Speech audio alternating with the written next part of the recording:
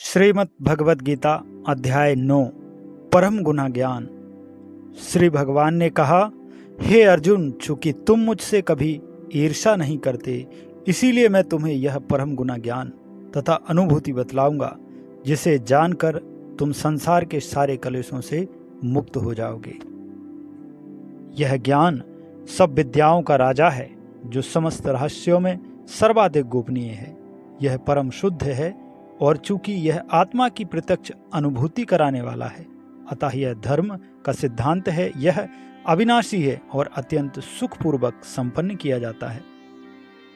हे परम तप, जो भक्ति में श्रद्धा नहीं रखते, वे मुझे प्राप्त नहीं कर पाते, अतः वे इस भौतिक जगत में जन्म मृत्यु के मार्ग पर वापस आते रहते हैं। यह संपूर्ण जगत मेरे अव्यक्त रूप द्वारा व्याप्त है। समस्त जीव मुझ में हैं, किंतु मैं उनमें नहीं हूं। यद्यपि मेरे द्वारा उत्पन्न सारी वस्तुएं मुझ में स्थित नहीं रहती। जरा मेरे योग ऐश्वर्य को तो देखो। यद्यपि मैं समस्त जीवों का पालक, भरता हूं और सर्वत्र व्याप्त हूं, लेकिन मैं इस विराट अभिव्यक्ति का अंश नहीं हूं। मैं सृष्टि का कारण स्वरूप हूं। जिस प्रकार सर्वत्र प्रवाहमान प्रबल वायु सदैव आकाश में स्थित रहती है, उसी प्रकार समस्त उत्पन्न प्राणियों को मुझ में स्थित जानो। हे कुंती पुत्र, कल्प का अंत होने पर सारे प्राणी प्रकृति में प्रवेश करते हैं, और अन्य कल्प के आरंभ होने पर मैं उन्हें अपनी शक्ति से पुनः उत्पन्न करता हूँ। संपूर्ण विराट जगत मेरे अधीन है। यह मेरी इच्छा से बारंबार स्वतः प्रकट होता रहता है, और मेरी ही इच्छा से अंत में विनष्ट होता है। हे धनंजय, ये सारे कर्म मुझे नहीं बांध पाते। मैं उदासीन की भांति इन सारे भौतिक कर्मों से सदैव विरक्त रहता हूँ। हे कुंती पुत्र, यह भौतिक जगत प्रकृति मेरी शक्तियों में से एक है, और मेरी अध्यक्षता में कार्य करती है, जिससे सारे चर तथा अचर प्राणी उत्पन्न होते हैं। इसके शासन में यह जगत बारंबार सृजित और विनष्ट होता रहता है। जब मैं मनुष्य रूप में अवतरित होता हूं, तो मूर्ख मेरा उपहास करते हैं। वे मुझ परमेश्वर के दिव्य स्वभाव को नहीं जानते। जो लोग इस प्रकार मोहग्रस्त होते हैं, वे आसुरी तथा नास्तिक विचारों के प्रति आकृष्ट रहते हैं। इस मोहग्रस्त अवस्था में उनकी मुक्ति की आशा, उनके सकाम कर्म तथा ज्ञान का अनुशीलन सभी निष्फल हो जाते हैं। हे पार्थ, मोह युक्त महात्मा जन देवी प्रकृति के संरक्षण में रहते हैं। वे पूर्णता भक्ति में निमग्न रहते हैं, क्योंकि वे मुझे आदि तथा अविनाशी भगवान के रूप में जानते हैं। ये महात्मा मेरी महिमा का नित्य कीर्तन करते हुए, दृढ़ संकल्प के साथ प्रयास करते हुए, मुझे नमस्कार करते हुए भक्ति भाव से निरंतर मेरी पूजा करते हैं। अन्य लोग जो ज्ञान के अनुशीलन द्वारा यज्ञ में लगे रहते हैं, वे भगवान की पूजा उनके उदय रूप में, विविध रूपों में तथा विश्व रूप में करते हैं। किंतु मैं ही कर्मकांड, मैं ही यज्ञ, पितरों को दिया जाने वाला अर्पण, औषधि, दिव्य ध्वनि, मंत्र, घी, अग्नि तथा आहुति हूं। मैं इस ब्रह्मांड का पिता, माता, आश्रय तथा पितामह हूं। मैं ज्ञेय, जानने योग, शुद्धिकर्ता तथा ओमकार हूं। मैं ऋग्वेद, सामवेद तथा यजुर्वेद भी हूं। मैं ही लक्ष्य, पालनकर्ता, स्वामी, साक्षी, धाम, शरण स्थली तथा अत्यंत प्रिय मित्र हूं। मैं सृष्टि तथा प्रलय, सबका आधार, आश्रय तथा अविनाशी बीज भी हूं।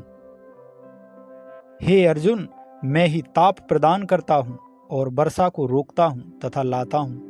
मैं अमृतत्व हूं और साक्षात मृत्यु भी हूं। आत्मा तथा पदार्थ दोनों मुझ ही में हैं। जो वेदों का अध्ययन करते तथा सोम रस का पान करते हैं, वे स्वर्ग प्राप्ति की गवेषणा करते हुए अप्रत्यक्ष रूप से मेरी पूजा करते हैं। वे पाप कर्मों से शुद्ध होकर इंद्र के पवित्र स्वर्ग धाम में जन्म लेते हैं। वहां वे देवताओं का सा आनंद भोगते हैं। इस प्रकार जब वे विस्तृत स्वर्गिक इंद्रिय सुख को भोग लेते हैं और उनके पुण्य कर्मों के फल क्षीण हो जाते हैं, तो वे मृत्यु लोक में पुनः लौट आते हैं। इस प्रकार जो तीनों वेदों के सिद्धांतों में दृढ़ रहकर इंद्रिय सुख की गवेषणा करते हैं, उन्हें जन्म मृत्यु का चक्र ही मिल पाता है। किंतु जो लोग अनन्य भाव से मेरे दिव्य स्वरूप का ध्यान करते हुए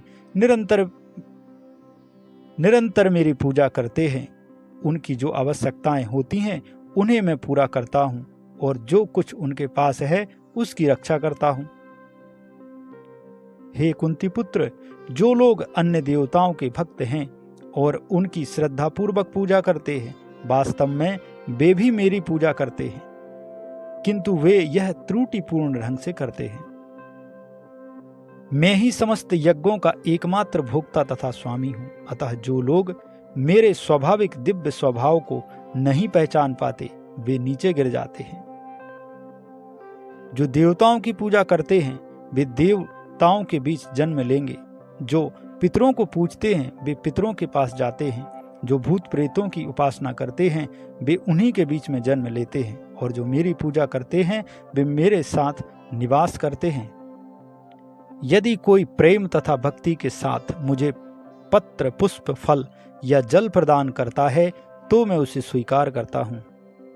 हे कुंती पुत्र, तुम जो कुछ करते हो, जो कुछ खाते हो, जो कुछ अर्पित करते हो या दान देते हो, और जो भी तपस्या करते हो, उसे मुझे अर्पित करते हुए करो। इस तरह तुम कर्म के बंधन तथा इसके शुभाशुभ फलों से मुक्त हो सकोगे। इस संन्यास योग में अपने चित्त को स्थिर करके तुम मुक्त होकर मेरे पास आओगे। मैं ना तो किसी से द्वेष करता हूँ, ना ही किसी के साथ पक्षपात करता हूँ। मैं सबों के लिए संभाव हूँ, किंतु जो भी भक्ति पूर्वक मेरी सेवा करता है, वह मेरा मित्र है, मुझ में स्थित रह और मैं भी उसका मित्र हूँ।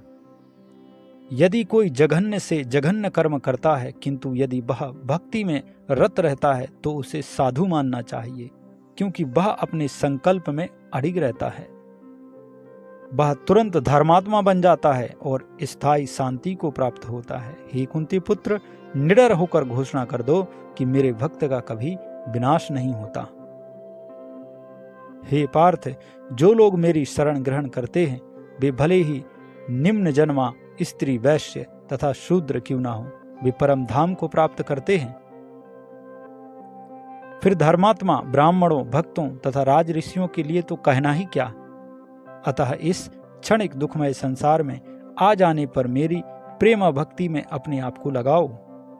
अपने मन को मेरे नित्य चिंतन में लगाओ। मेरे भक्त बनो, मुझे नमस्कार करो और मेरी पूजा करो। इस प्रकार मुझ में पूर्णता तल्लीन होने पर तुम निश्चित रूप से मुझे प्राप्त होगे।